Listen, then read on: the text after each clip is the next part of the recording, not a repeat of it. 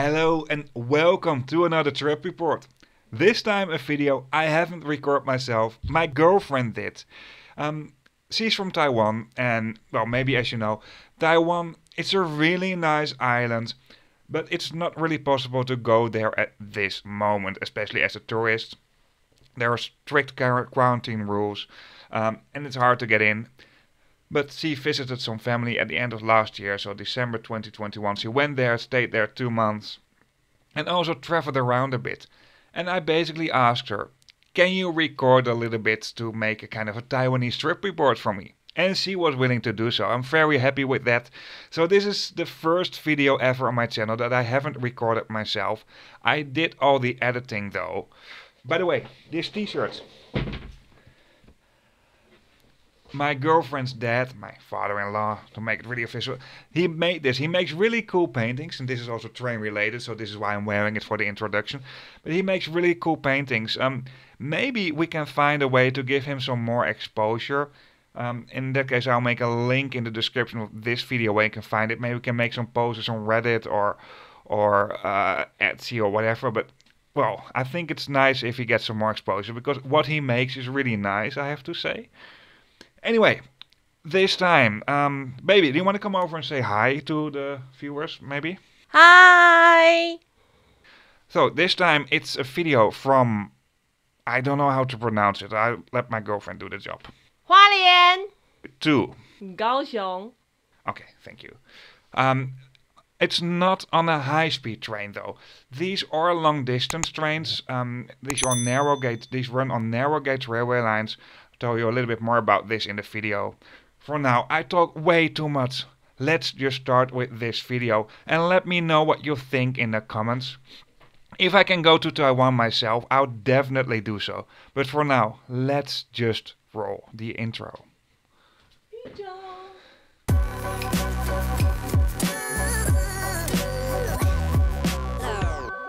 Taiwan might be a very small country, but it has a very big population. And even though, despite its extreme density, there are some extremely nice parts. You find great nature, and especially here at the east of Taiwan. Right now we're at the railway station of Haulien in the northeast.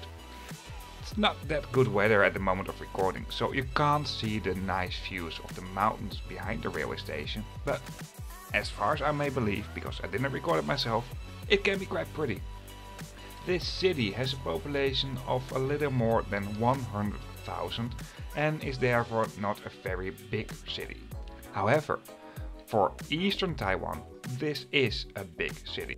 The city is closely located to the Trainviking National Park, what is absolutely worth visiting if you're planning to go to Taiwan. As you may expect for a railway station in any part of the world, and especially in a bigger city, at the front you find a bus stop, a taxi stand and a pick-up and drop-off zone for railway passengers by cars. There are also some shops over here at the front, but of course within the main railway station building you also find tons of shops where you can buy some snacks and drinks for your journey.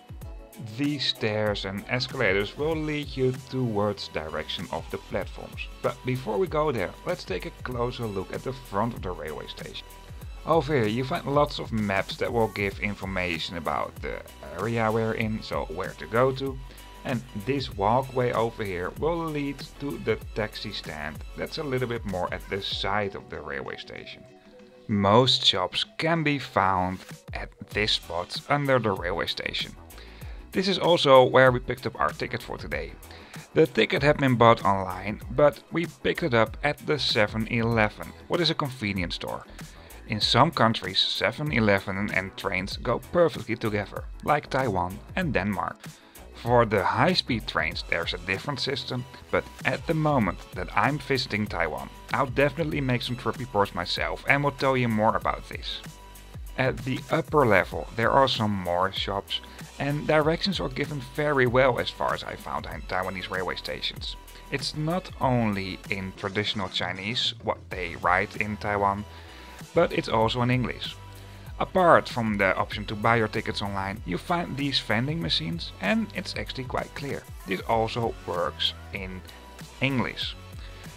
Well, you need to reserve seats for most long distance trains and they won't sell more tickets as there are seats available.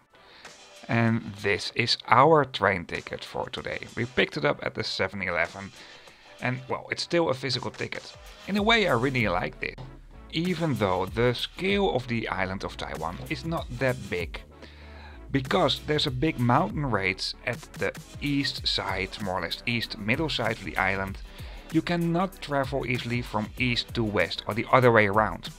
So you need to travel via the upper or the lower part of the island, and the travel time is therefore about 4 hours.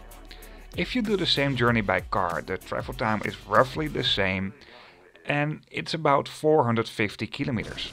Before you go to the platform, there are clear screens that will host route information, the times, well, basically everything you may expect. Because this video has been recorded in January 2022, there are also some COVID restrictions. Close to the entrance of the platform, there are some waiting rooms as well. Oh, waiting rooms. You can have a sit over here at least. At the moment, well, you cross the gates, your COVID certificate will be checked and you need to scan a QR code.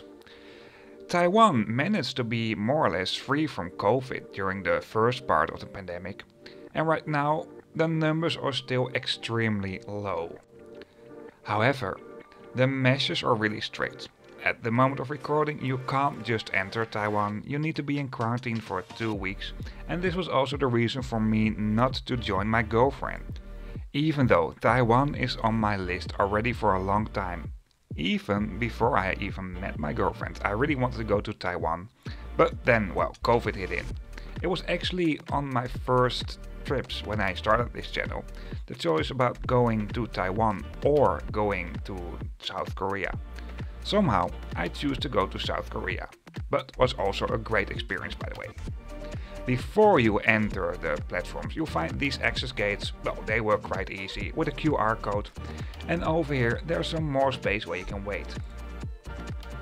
From this spot you also have a great view on the railway tracks, and directions are given very good over here as well, just like basically everywhere in the railway station. I think if you don't speak Chinese, it's still an easy country to travel on public transport, although I don't know exactly how about the booking process for tickets in general, but I think this should not be that difficult either. Once again, at the moment I'm going here, I'll definitely make a video and tell you more about this, so if you want to know this, just stay tuned. Before you enter the platform, for the express trains it has been marked what carriage will be where at the platform, so that specific entrance you just saw was for the carriages 5 till 15. Of course you also have lots of local trains from and to here, and these are basically commuter trains. And with good weather you have a great view at the mountains behind the city. At this point where you find access to the tracks, there are some more waiting places, and for now it's really time to go to the track where a train departs from. Just like in Japan, the main line tracks in Taiwan are on 1067 mm. In Europe we call this narrow gauge railway lines, but in Taiwan it's the main standard gauge for trains. The high-speed trains though, they cannot go on these tracks because then they will crash. The high-speed trains will use 1435 mm gauge tracks, what are standard gauge tracks. And here is our Puyuma Express express train coming in. That will take us to Kaohsiung, what is the second city of Taiwan, and from where you find connection to the high-speed railway network.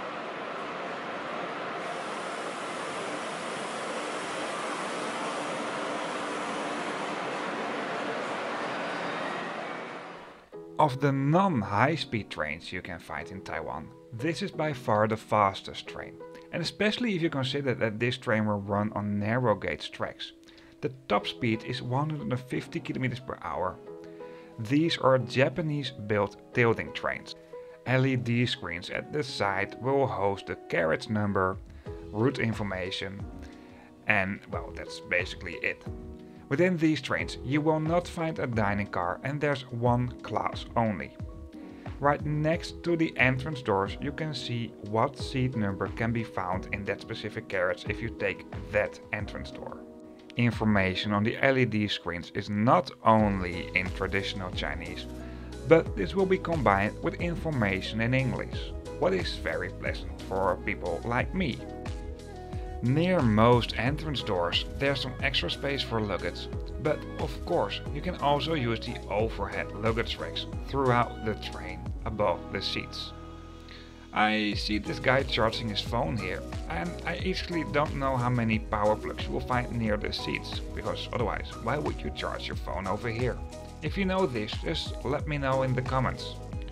These trains come in one class only. Above the seats you'll find a reading light, all seats can be reclined, and right under the luggage rack you can find the seat numbers. At the end of the compartments there are screens that will hold route information, carriage number, well actually you name it. Right next to the entrance doors you will find these maps that will show a part of this specific carriage, so what facilities can be found where, etc. It's mainly about safety. There is no dining car within these trains, however, you can order a bento box if you'd like, at least before COVID, and I don't know if you can pick it up or they will bring it to your seat. I saw another trip report where they did this, and I don't know if it's still this way. For my girlfriend it's also the first time to take the train on this route. As you can see, there's some extra space for luggage between the carriages, and close to this point you also find the toilets. There are some Western style toilets within these trains as far as I could find out. There's one urinal I'll show you in a bit, and most toilets in these trains are, well, really traditional toilets. But the other button, yes, just push it, put some more power baby, and here you go. This is how the toilets look like. Personally, I like these kinds of toilets much more than the Western style toilets. This is in a much more natural position, but on a train, I don't know if I really like this. To be honest, in a train I just prefer Western style toilets. For men, there is a urinal at the other side of this carriage as well, so this should not be a problem in general. And if you have some issue with this, as a woman you also have tricks to use these toilets. But I don't know that many details about it. From what I've heard, the comfort level of these trains is pretty good. These are still long distance trains, so it should be good, right? The seats can be reclined, the seats are comfortable, and the routes, if you take these trains, are much more scenic than at the moment you would take the high-speed train. The high-speed train might be way faster and in that sense more comfortable. The views from the train, if you take these trains, are stunning. And besides that, these trains are cheaper than the high-speed trains as well.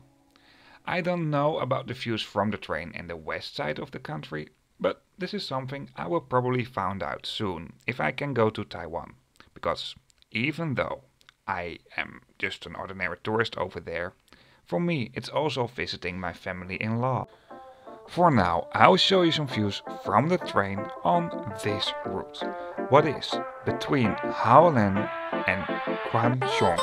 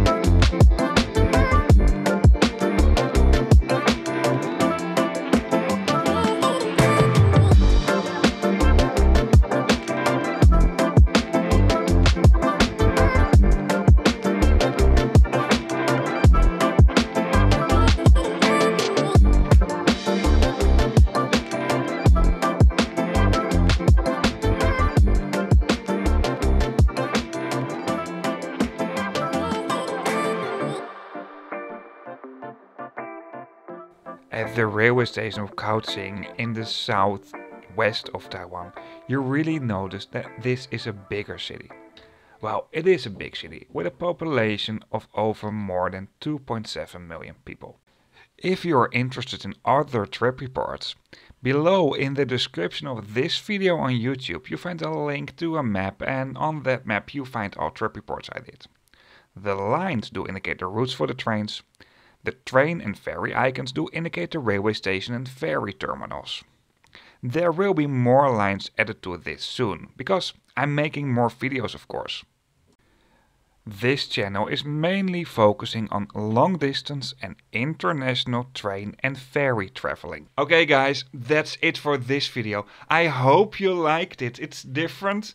And I hope to go here myself one day and to film it all by myself. Once again, thank you for watching. Let me know in the comments what you think. If you want to see other trip reports by train and ferry. Also, there will be one on this ferry soon. Very soon. Anyway, I made a video about this as well on the Stena line nowadays.